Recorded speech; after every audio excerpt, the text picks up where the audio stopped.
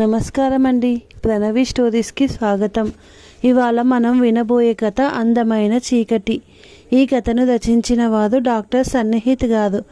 ఈ కథలో మనం ఒక ఆడది సింగిల్ పేరెంట్గా ఉంటూ వర్కింగ్ ఉమెన్గా ఉంటూ ఎన్ని కష్టాలు పడి తన కూతుర్ని పెద్దదాన్ని చేసుకుందో విందాం.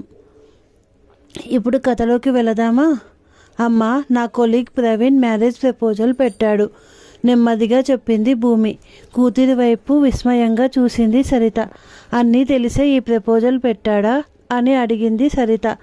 అవునమ్మా, పూర్తి బాధ్యత తీసుకుంటాను అన్నాడు ఆశగా చెప్పింది భూమి. చిన్నగా నవ్వింది సరిత. అభం శుభం తెలియని కూతురికి ఎలా చెప్పాలో అర్థం కాలేదు ఆమెకు.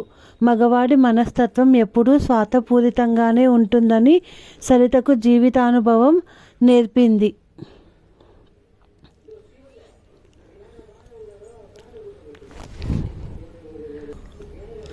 కూతుర్ని చూస్తూ భర్త తోడు లేకుండా, అసలు ఎవరి తోడు లేకుండా సింగిల్ మదర్గా ఉంటూ నిన్ను పెంచి పెద్ద చేయడానికి ఎంత కష్టపడ్డానో, కాకుల్లా పొడిచే ఈ సమాజాన్ని ఎలా ఎదుర్కొన్నానో నీకు తెలుసు కదా భూమి. మన చుట్టూ ముసురుకున్న చీకటి మనల్ని భయపెడుతుంది, కానీ కొంచెం ధైర్యం చూపితే అదే చీకటి అందంగా కనిపిస్తుంది, మనకు అండగా కూడా నిలబడుతుంది. నువ్వు కూడా పెద్దదానివయ్యావు, లోకాన్ని చూశావు, నీకు ఇంకా ఏం చెప్పగలను? ఏది మంచో ఏది చెడో, ఎలా చేస్తే నీకు మంచిదో నిర్ణయించుకో తల్లి నువ్వే అని చెప్పింది సరిత. అలాగే అమ్మా అంటూ తల్లి చేతిని గట్టిగా పట్టుకుని నవ్వేసింది భూమి. భూమి పెద్దదై జాబ్ తెచ్చుకుంది. ఇప్పుడు పెళ్ళిడికొచ్చి తగిన లైఫ్ పార్ట్నర్ని వెతుక్కుంది. ఆ విషయాన్ని తల్లితో ధైర్యంగా చెప్పగలిగింది కూడా. చెంపలపై నుండి కన్నీరు జారడంతో ఘటంలోకి వెళ్ళింది సరిత. పొద్దున 6 అయ్యింది. రాత్రంతా పరుచుకున్న చీకటి ఇంకా వెళ్ళనే లేదు. వెలుగును నింపేస్తూ సూర్యుడు తూర్పు కొండల మాటు నుంచి పైకి వచ్చేశాడు. నిద్రమత్తు వదిలి లోకం చైతన్యవంతం అవుతుంది. కాఫీ హాల్లో నుండి గట్టిగా అరుస్తున్న భర్త సుధీర్ అరుపు విని తెస్తున్నానండి అంటూ కిచెన్లో నుండి బయటకు వచ్చింది సరిత. 2 నిమిషాల్లో కాఫీ కప్పుతో హాల్లోకి వచ్చి భర్త చేతికిచ్చింది. అబ్బా, ఎంతసేపు ఎదురు చూడాలి కాఫీ కోసం అంటూ విసుక్కున్నాడు సుధీర్. బ్రేక్ఫాస్ట్ ప్రిపేర్ చేస్తున్నా, అందుకే స్టవ్ లేక కాఫీ పెట్టడం లేట్ అయింది. సందైతే ఇచ్చింది సరిత. సరే రెడీ అయ్యి ఆఫీస్కి వెళ్ళాలి కదా, నేను లేట్ చేస్తే ఎలా? కాఫీ సిప్ చేస్తూ స్మార్ట్ ఫోన్లో వాట్సాప్ సందేశాలు చూస్తున్నాడు. ఇంతలో బెడ్రూమ్లో నుంచి మమ్మీ అని పిలిచింది 6 ఏళ్ల భూమి. గబగబా బెడ్రూమ్లోకి వెళ్ళి కూతుర్ని ఎత్తుకొని మంచం మీద నుంచి దింపి బాత్రూంలోకి పంపించింది. చిన్నప్పుడు సెబరల్ పాల్సీ అటాక్ అవ్వడంతో ఒక కాలు చచ్చుబడిపోయింది భూమికి. అందుకే సరిగా నడవలేదు. ఎవరో ఒకరు కొంచెం సహాయం చేయాల్సి వస్తుంది. భూమి బాత్రూంలో నుంచి వచ్చేటప్పటికి గ్లాసులో పాలు తెచ్చిచ్చింది. తాగింది భూమి. స్కూల్కి తొందరగా రెడీ అవ్వమ్మా, బ్రేక్ఫాస్ట్ తిందువు కానీ అని చెప్పి మళ్ళీ కిచెన్లోకి వెళ్ళిపోయింది సరిత. రోజు పొద్దున 4 గంటలకు లేస్తుంది సరిత. కాలకృత్యాలు తీర్చుకొని గుక్కెడు కాఫీ తాగి ఇంటి పనిలో పడుతుంది. ఇక అంతే, 9 దాకా ఊపిరి సలపని పని. ఇటు పుల్ల తీసి అటు పెట్టడు సుధీర్. పొద్దున లేవగానే స్మార్ట్ ఫోన్లో బిజీ అయిపోతాడు. ఫేస్బుక్, వాట్సాప్లు చూస్తూ బిజీ అయిపోతాడు. ఎవరెవరికో గుడ్ మార్నింగ్లు చెబుతూ ఉంటాడు, ఒక్క పెండ్లానికి తప్ప. మగ మహారాజు కదా, పైగా భర్త, అందుకే నోరెత్తదు సరిత. కాసేపటికి మమ్మీ నేను రెడీ అంటూ యూనిఫామ్ వేసుకొని వచ్చింది భూమి. తనకు జడలు వేసి మొహానికి పౌడర్ రాసింది. ప్లేట్లో రెడీగా ఉన్న బ్రేక్ఫాస్ట్ తినిపించింది. సుధీర్ అప్పటికే డైనింగ్ టేబుల్ మీద సిద్ధంగా ఉన్న టిఫిన్ తింటున్నాడు. బ్రేక్ఫాస్ట్ పూర్తి చేసి హెల్మెట్ పెట్టుకున్నాడు. భూమి తొందరగా రా అంటూ బయటకు వెళ్ళి బైక్ మీద కూర్చొని హారన్ కొడుతున్నాడు. భూమి కాళ్ళకు షూస్ తొరిగి పదమ్మా, డాడీ రెడీగా ఉన్నారు అని స్కూల్ బ్యాగ్ తీసుకొని బయటకు వచ్చింది సరిత. భూమిని వెనక కూర్చోపెట్టుకొని బైక్ని రయ్యినంట వెళ్ళనిచ్చాడు సుధీర్. కూతుర్ని స్కూల్లో డ్రాప్ చేసి అటు నుంచి అటే ఆఫీస్కు వెళతాడు. అమ్మయ్య అని ఊపిరి పీల్చుకొని లోనికి పరిగెత్తింది సరిత. 5 నిమిషాల్లో స్నానం, టిఫిన్ తినడం కూడా పూర్తి చేసి రెడీ అయ్యి లంచ్ బ్యాగ్ ప్యాక్ చేసుకొని హ్యాండ్ బ్యాగ్ తీసుకుని బయటకు వచ్చి ఇంటికి తాళం పెట్టింది. స్కూటీ స్టార్ట్ చేసి హడావిడిగా ముందుకు ఉరికింది. బయోమెట్రిక్ పంచ్ కొట్టి ఆఫీస్లోకి ఎంటర్ అయ్యింది సరిత. ఎంత ప్రయత్నించినా ఆఫీస్కి ఇన్ టైంలో రాలేకపోతుంది. ఈరోజు 10 నిమిషాలు లేటు. చిన్నగా నిట్టూర్చి తన సీట్లోకి వెళ్ళి సెటిల్ అయ్యింది. ఎదురుగా బాస్ క్యాబిన్లో నుంచి బయటకు వస్తున్న సుధీర్ కనిపించాడు. అతని మొహం నిండా సంతోషం తాండవిస్తుంది. పొద్దున్నే ఇన్ టైంలో ఆఫీసుకు వచ్చి బాస్ క్యాబిన్లోకి వెళ్ళి గుడ్ మార్నింగ్ చెబుతాడు సుధీర్. ఆ రోజు చేయబోయే వర్క్ గురించి బ్రీఫ్గా చెప్తాడు. ఇలా చేస్తే బాస్ గుడ్ బుక్స్లో ఉంటామని అతని అభిప్రాయం. నిజానికి సరిత, సుధీర్లు ఒకే ఆఫీసులో పనిచేస్తారు. పెళ్లికి ముందు సుధీర్ సరితను చూసి ఇంప్రెస్ అయ్యి ఆమెను పెళ్లి చేసుకుందామని అనుకున్నాడు. ఒక శుభముహూర్తాన ప్రపోజ్ చేశాడు. అతన్ని కాదనడానికి సరితకు ఏ కారణం కనబడలేదు. ఓకే చెప్పింది. పెళ్లి వైభవంగా జరిగింది. అందరూ మంచి జంట అని పొగిడారు. ఒకే ఆఫీసులో పనిచేసే భాగస్వామి దొరకడం అందరికీ కుదిరే పని కాదని అదృష్టం అంటూ భజన కొట్టారు.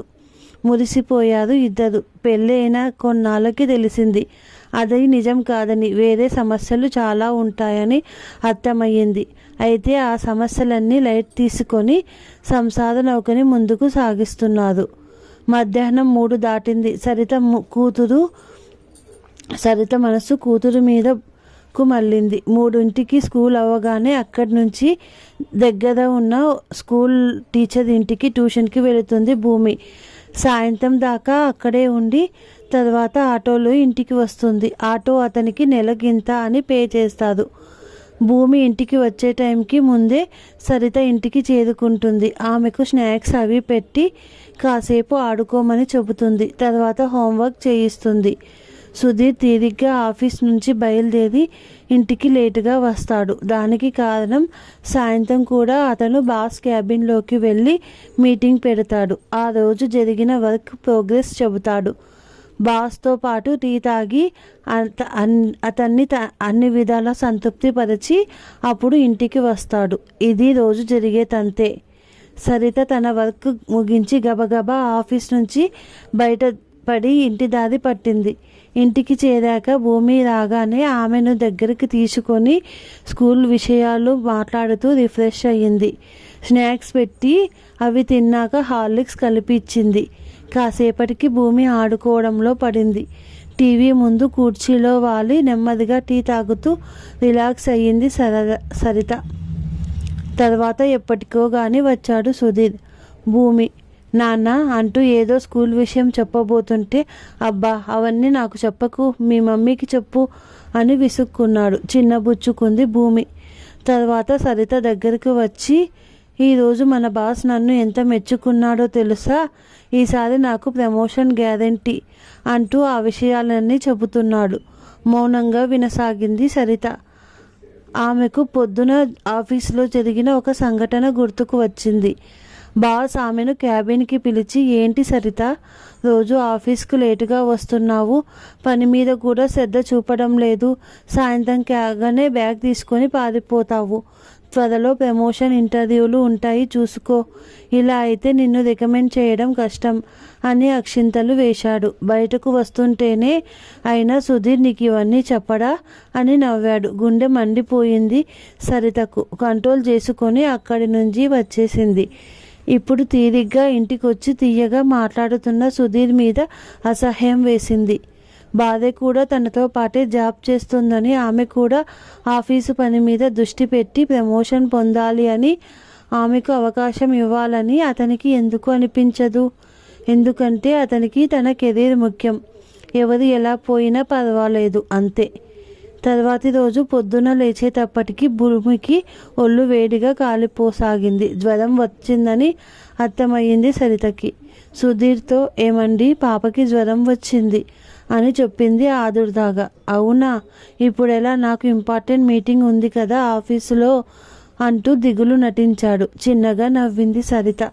సరే, దాన్ని నేను హాస్పిటల్కు తీసుకొని వెళతాను, మీరు ఆఫీస్కు వెళ్ళండి అని చెప్పింది. అమ్మయ్య, థ్యాంక్స్ అని చెప్పి ఆఫీస్కు పారిపోయాడు సుధీర్. భూమిని హాస్పిటల్కు తీసుకొని వెళ్ళి డాక్టర్కి చూపించి మందులు తీసుకుంది సరిత.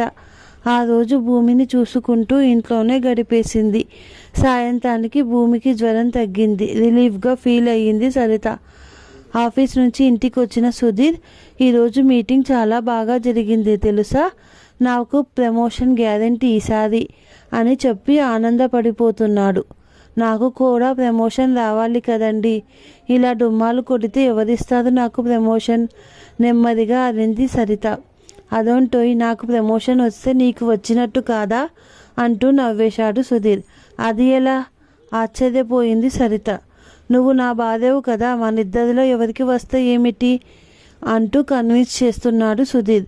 నిజానికి అతను ఎవరికి వస్తే ఏమిటి అని పైకి చెప్పినా, ఒకవేళ అతనికి రాకుండా తనకు వస్తే తట్టుకోగలడా? పొద్దున పూట ఆఫీసుకు తనకంటే ముందు చేరుకోవాలని తనను వదిలేసి పరుగు పెడతాడు. కనీసం ఇద్దరం కలిసి వెళ్దాం అని కూడా ఎప్పుడూ అనడు. అతనికి మేల్ ఈగో ఎక్కువ, భార్య ఆధిపత్యాన్ని సహించలేని మనస్తత్వం. గాఢంగా విశ్వసించి భర్త కోసం భార్య కెరీర్ని వదులుకోవాలన్నమాట, కుటుంబ బాధ్యతలకి ప్రియారిటీ ఇవ్వాలన్నమాట అనుకుంటూ మౌనంగా ఉండిపోయింది సరిత. ఆఫీస్లో ఉమెన్స్ డే సెలబ్రేట్ చేసుకుంటున్నారు. ఉమెన్ ఎంప్లాయీస్ అందరూ కాన్ఫరెన్స్ హాల్లో సమావేశం అయ్యారు. స్నాక్స్ అన్నీ తిన్నాక స్పీచులు మొదలయ్యాయి. చీఫ్ గెస్ట్గా బాస్ భార్యను పిలిచారు. ఆమె ఆవేశంగా మైక్ తీసుకుంది. స్త్రీకి సమానత్వం కావాలి, స్వాతంత్రం కావాలి, ఆర్థిక భరోసా కావాలి. మనం దేనిలో తక్కువ? పిల్లల్ని కంటాం, ఇంటిని నడిపిస్తాం, ఉద్యోగాలు చేస్తాం, అన్నీ మనమే చూసుకుంటున్నాం. అందుకే ఎక్కడ తల వంచకూడదు మనం. ఇలా దంచేస్తుంది ఆమె. ఇన్ని చెబుతున్న ఆమె భర్తకు లొంగి ఉంటుంది, సేవలు చేస్తుంది. అందుకే సరితకు నవ్వు వచ్చింది. తర్వాత టర్న్ సరితది. ఆమె మైక్ తీసుకొని, స్త్రీకి సమానత్వం, స్వాతంత్రం తప్పకుండా కావాలి, వాటితో పాటు ప్రేమ, బంధం అనే వాటికి కూడా ఒక విలువ ఇవ్వాలి. కుటుంబ బాధ్యతల్ని ఒక బరువుగా, మన పురోగతికి ఆటంకంగా భావించకూడదు మనం అని చెప్పి ముగించింది. అందరూ చప్పట్లు కొట్టారు. ఇంతలో సరిత సెల్ రింగ్ అయింది. అటు నుండి వినబడిన మాటలు విన్నాక ఒక్కసారిగా టెన్షన్ పడింది. చేతి వాచిలో టైం చూసుకొని ప్రోగ్రాం మధ్యలోనే గబగబా ఆఫీసు బయటకు వచ్చేసింది. హడావిడిగా స్కూటీ స్టార్ట్ చేసి స్కూల్ వైపు దూకించింది. స్కూల్ బయట బిక్కుబిక్కుమంటూ వెయిట్ చేస్తున్న భూమిని చూడగానే కన్నీళ్లు వచ్చాయి సరితకి. అదేంటమ్మా, ఆటో అంకుల్ రాలేదా? ఆతృతగా అడిగింది సరిత. రాలేదమ్మా, ఏడుస్తూ చెప్పింది భూమి. ఏదో కారణంతో సడన్గా హ్యాండ్ ఇచ్చాడు auto driver. Tuition teacher phone చేసి, భూమి స్కూల్ నుండి ఇంకా ట్యూషన్కి రాలేదండి, ఇంటికి కానీ వచ్చిందా అని అడగడంతో అనుమానం వచ్చి హడావిడిగా స్కూల్కి పరిగెత్తుకుంటూ వచ్చింది సరిత. సరే పదమ్మా అని భూమిని స్కూటీ మీద కూర్చోబెట్టుకొని ట్యూషన్ టీచర్ ఇంట్లో వదిలింది. తర్వాత ఆఫీస్కు వచ్చేసింది తిరిగి. అప్పటికి ఉమెన్స్ డే ప్రోగ్రాం అయిపోయింది. ఆఫీసు టైం అయ్యాక పంచు కొట్టి భూమిని తీసుకొని ఇంటికి వచ్చేసింది సరిత. సాయంత్రం తీరిగ్గా ఇంటికి వచ్చిన సుధీర్ ఆటోవాడు రాలేదని తెలిసి అగ్గి మీద గుగ్గిలం అయ్యాడు. రాస్కేల్ ఎంత పని చేశాడు, ముందుగా చెప్పాలి కదా అంటూ వీరంగం చేస్తున్నాడు. భార్య దగ్గరకు వచ్చి, నీకు ఈరోజు ఉమెన్స్ డే సెలబ్రేషన్ ఉంది కదా, ఎందుకు ఆఫీస్ నుంచి మధ్యలో వచ్చేసావు? పైగా బాస్ భార్య కూడా అక్కడే ఉంది, ఏమనుకుంటుంది? నాకు చెబితే స్కూల్కి వెళ్ళేవాడిని కదా అని గట్టిగా అరిచాడు. సరిత చిన్నగా నవ్వి, మీకెందుకండి అంత శ్రమ, మీరు ఆఫీసులో బాగా పని చేయండి, బాస్ గుడ్ లుక్స్లో ఉండి ముందు ప్రమోషన్ తెచ్చుకోండి, నేను ఉన్నాను కదా ఇలాంటి చిన్న చిన్న విషయాలు చూసుకోవడానికి అంది. అదేంటి అలా అంటావు? అసహనంగా మొహం పెట్టాడు సుధీర్. అలాగే అంటాను, ఎందుకంటే నేను మీకు భార్యను మాత్రమే కాదు, భూమికి అమ్మను కూడా కాబట్టి, నవమాసాలు మూసి దాన్ని కన్నాను కాబట్టి. దానికి ఏదైనా జరిగితే తట్టుకోలేను కాబట్టి ఆవేశంగా అంది సరిత. అంటే నాకు బాధ లేదంటావా అన్నాడు కోపంగా సుధీర్. అవును, ఆఫీస్లో నేను కూడా మీతో పాటే పని చేస్తున్నాను. మీరు ప్రమోషన్ కోసం బాస్ని ఇంప్రెస్ చేయడానికి అన్ని పాటలు పడతారు, కానీ నేను మాత్రం కనీసం నా వర్క్ నేను చేసుకుంటూ కూడా బాస్ దృష్టిలో పడకూడదు. కెరీర్ని త్యాగం చేసి కుటుంబాన్ని నడిపించాలి. ఆఫీస్కి మీకంటే లేటుగా వెళ్ళాలి, మీకంటే ముందుగా ఇంటికి వచ్చేయాలి. మీ అహం సంతృప్తి పరచడానికి కెరీర్లో మీకంటే తక్కువ స్థాయిలో ఉండాలి నేను.